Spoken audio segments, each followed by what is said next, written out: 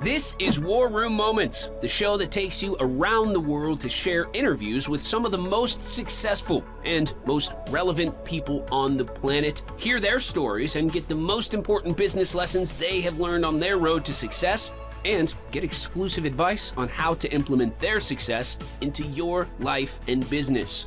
War Room Moments is brought to you by the Strategic Advisor Board. Here's your host, Jason Miller.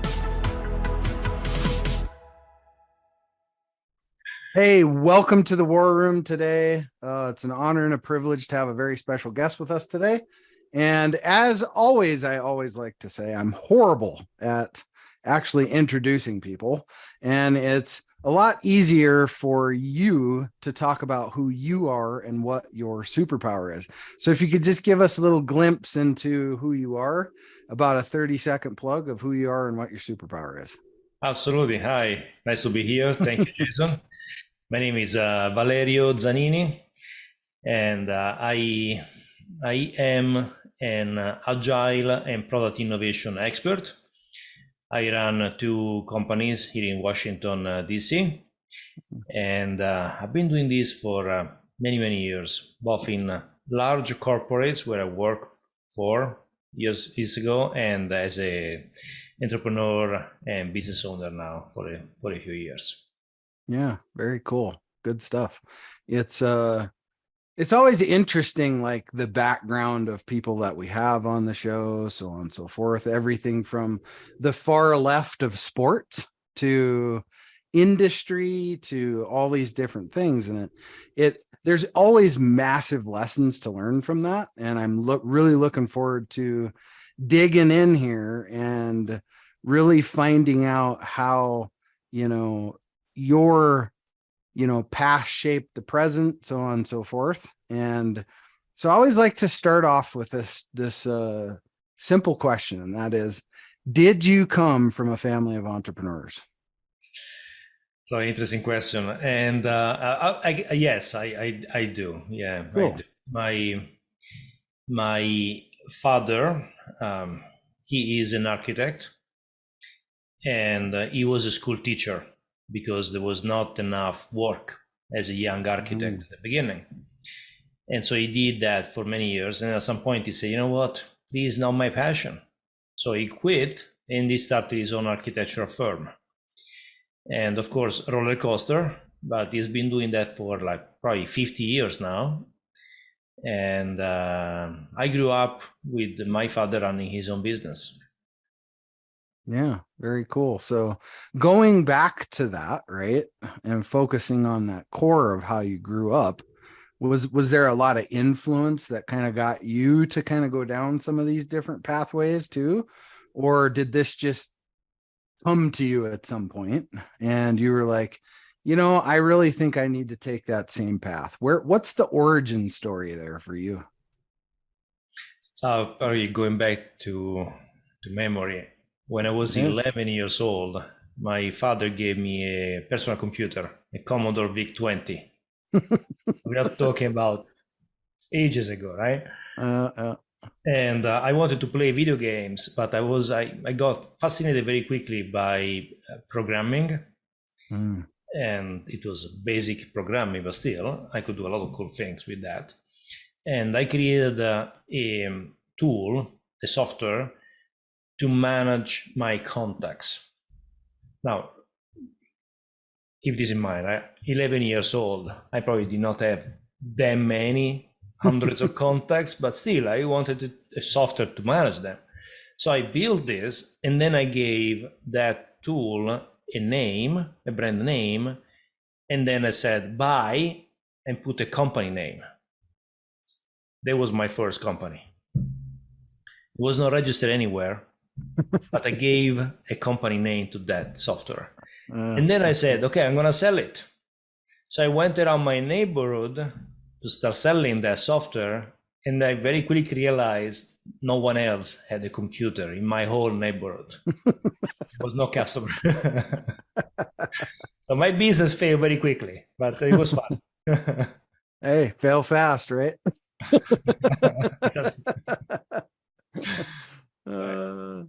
So how about after that, as you kind of grew up and got into adult life, was that just like a perfect transition into like entrepreneurship from the things you learned from your father? Is that kind of where it started, or was it on your own type of thing? So I've been in and out, but I would say Yeah. when I was in college, I started a real company this time together with a Mm-hmm. friend of mine. And it was at the dawn of web development, 1995. And we were among the first company in Italy to do web development. And I ran the company together with my friend for a few years, 5 or 6 years. And it was part-time, right, during college. I would say my father was extremely supportive of that. He even gave us a room in his office that became the headquarters of our company. And that was cool. But after that, I joined the military. Okay. At the time, it was mandatory military service in Italy. And so I was away for a year and a half, came back. I chose to do something different. I got hired by an American company in Italy. So I worked for them for 3.5 years. And so I let go of my entrepreneurship, right? I went to work for a big corporate. But the reason I was hired there was because I had that background.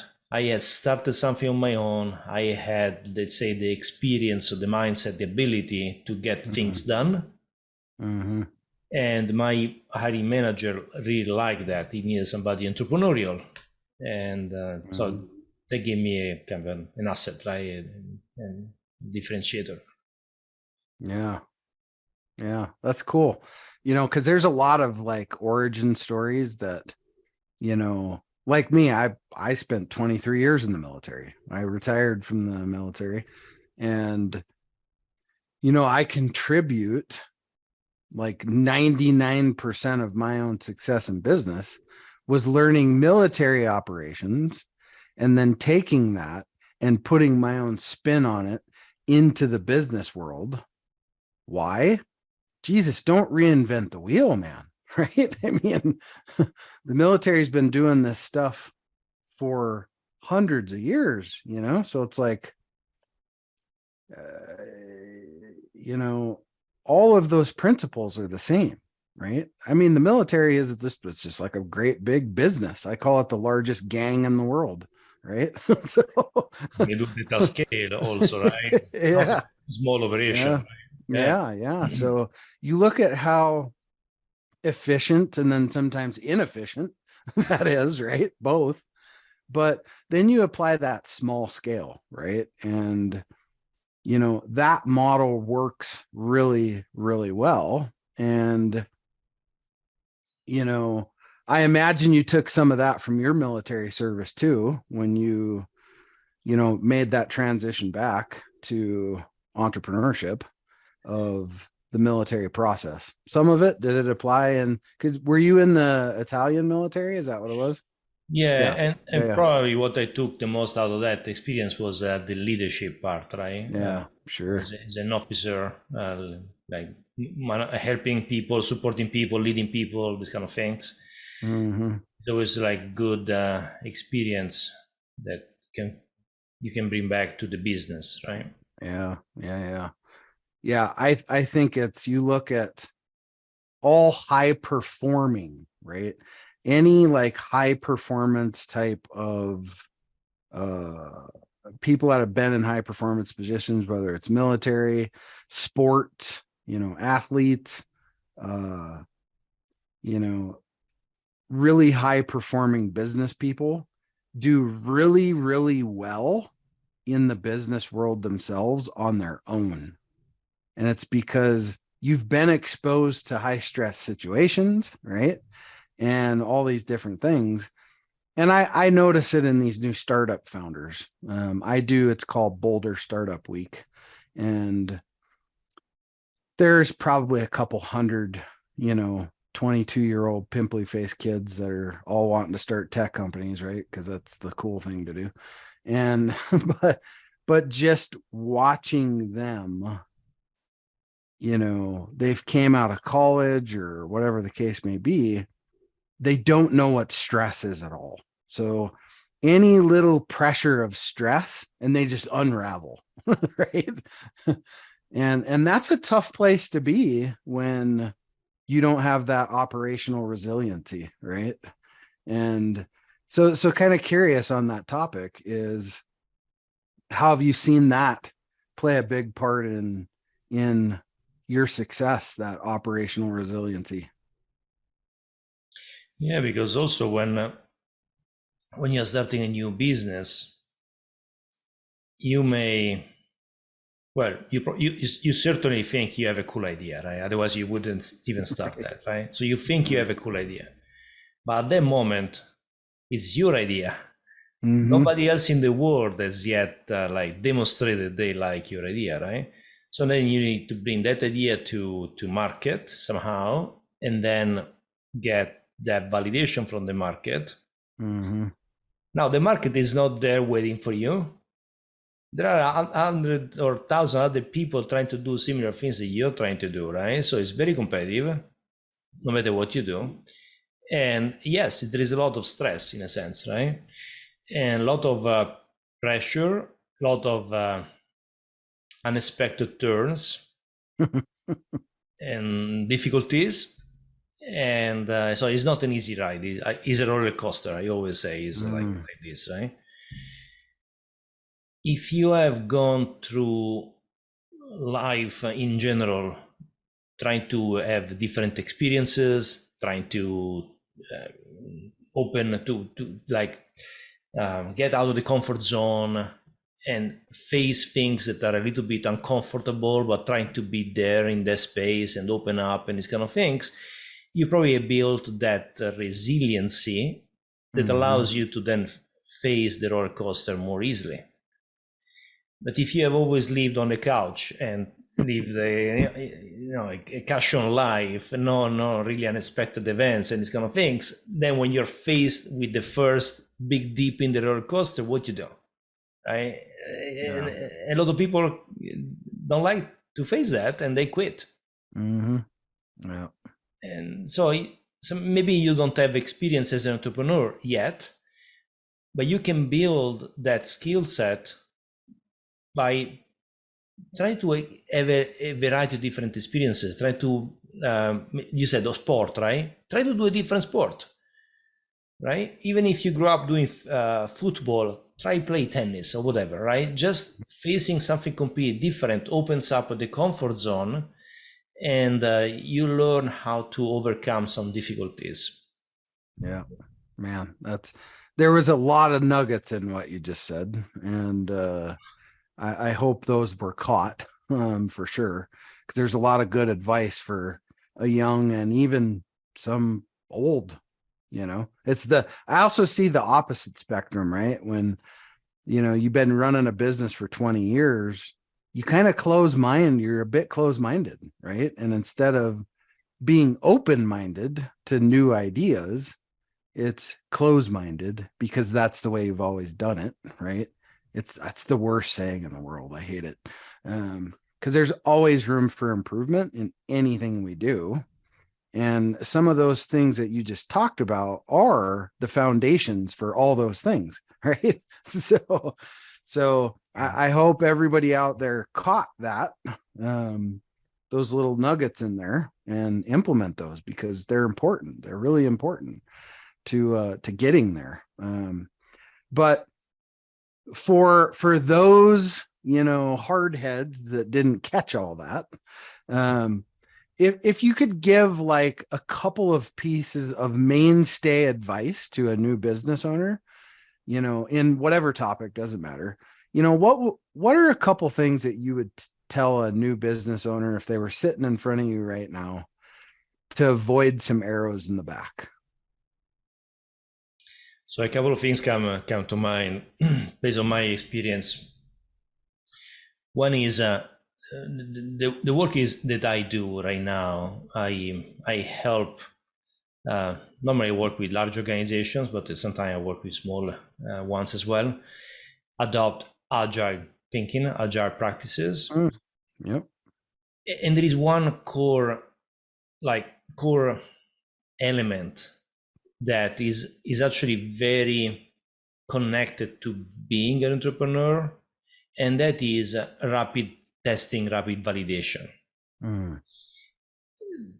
Yes, we may have great ideas, we may be geniuses, but really, how many times can we be geniuses in our life, right? Maybe that one spark, right, may happen. Sure.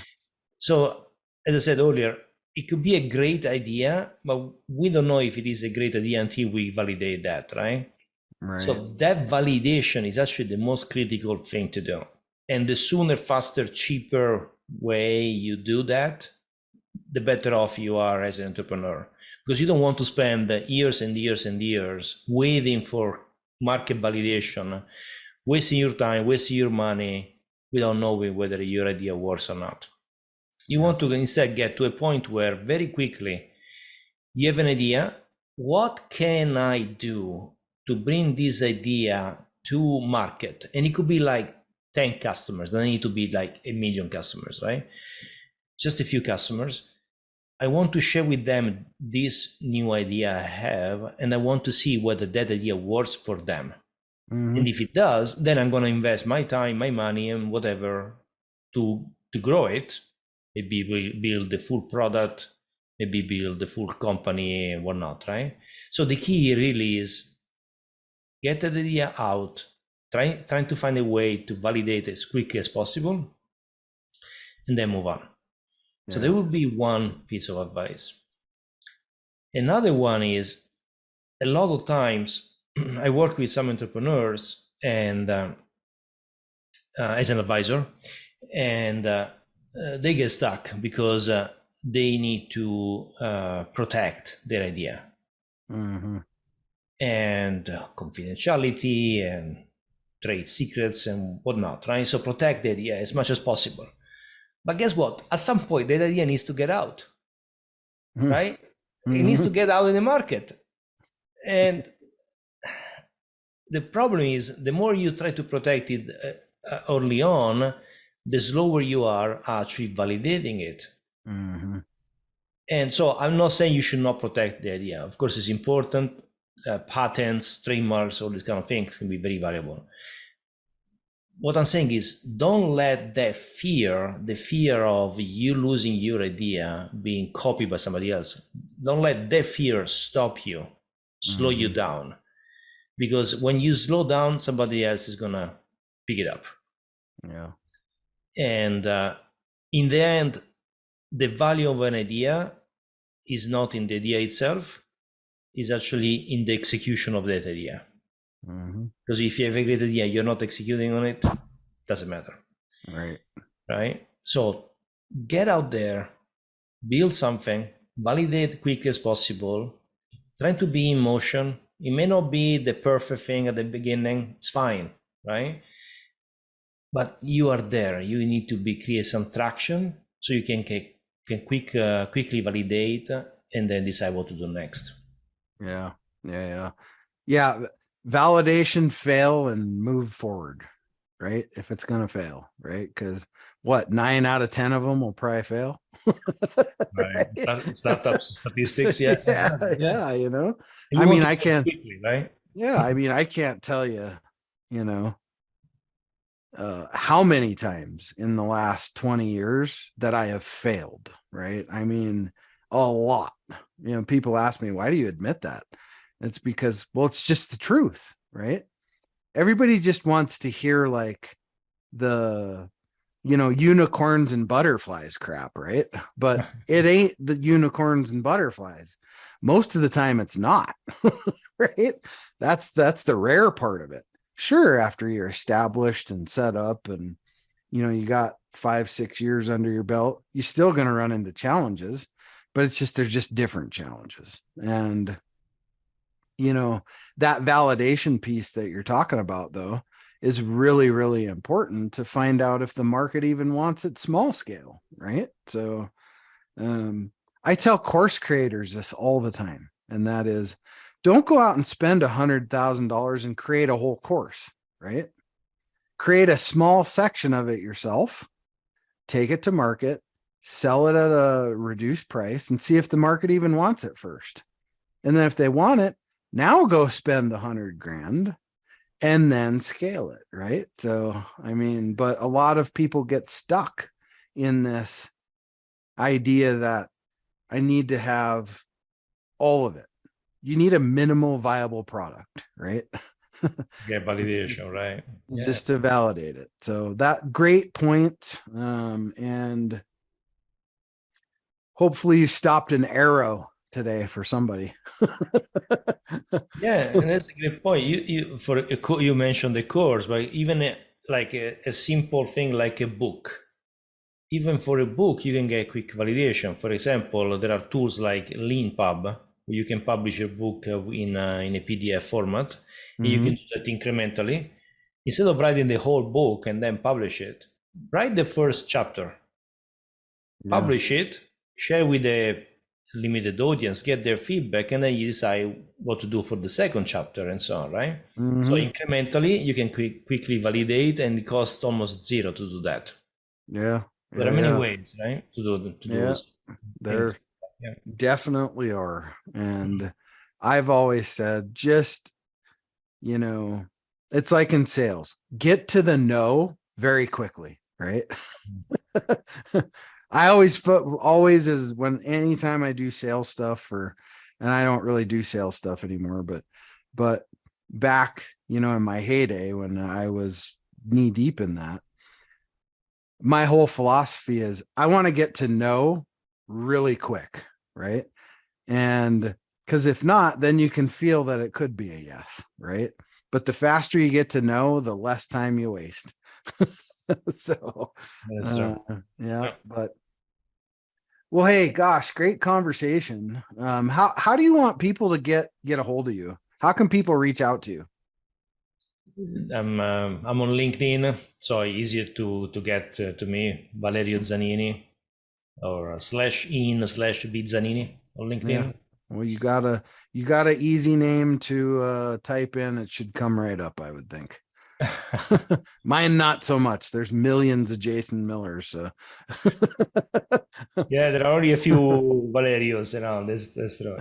Yeah, for sure. Well, cool.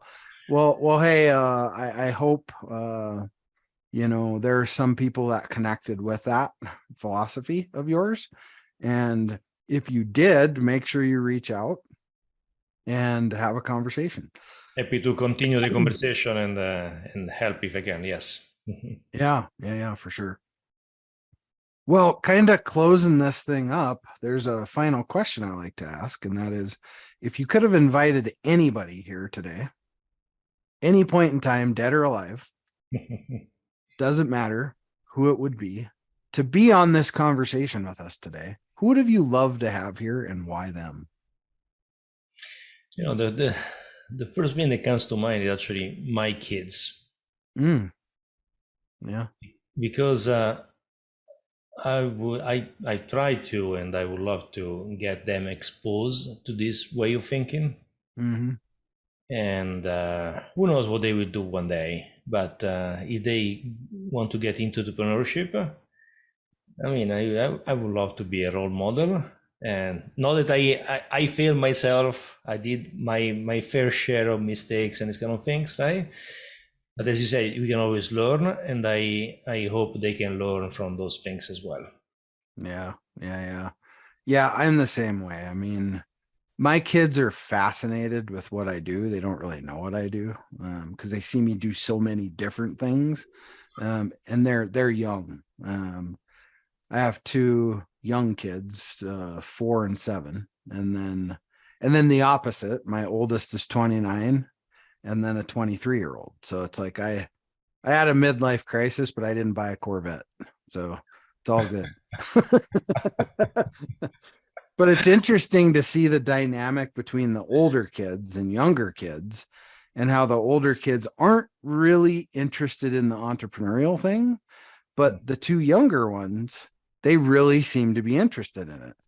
Like my son, he wants to do his own business. He's 7, and he wants to already start his own business, and it's called Smash Art by Barrett, because his name's Barrett. And he wants to record creating this art, smashing junk up, right? And then he glues it all on these boards and then signs it and, labels it and does all this stuff like it's a piece of artwork, right? And we actually sold 2 of them on eBay. That's fantastic. That's good. What an experience. Yeah, right? yeah. So making your own product and being able to sell it. Yeah. So we, collect plastic stuff that neighbors throw out, and then we record the whole thing, and he's just out there with a big old 5-pound sledgehammer, just hammering stuff up, and we started a little business, and he's calling it Smash Art by Barrett. So very nice. Very so cool. it's kind of some cool stuff, but anyway, well, hey, thank you for being here today on the show. It was an absolute pleasure having you here with us today. And I imagine there was a lot to get out of that. So I would, just encourage our audience to listen again. And again, you can reach out on LinkedIn and always connect on LinkedIn and, get more of his experience. Clearly, it's very obvious that is a plethora of experience in what he does. And I would encourage you all to pick his brain even deeper for sure. So anyway, it was great to have you on the show. Thank you very much for being here and taking the time to be here. We all have the same 168 hours. And thanks for spending the last 33 with me. Thank you, Jason. It was a pleasure. Thank you for the great conversation. Yeah. All right. Cheers. Thanks for listening to War Room Moments with your host, Jason Miller. Please leave your feedback and visit strategicadvisorboard.com to get the latest and greatest business advisement on the planet. Follow us on social media for updates, and we'll see you on the next episode.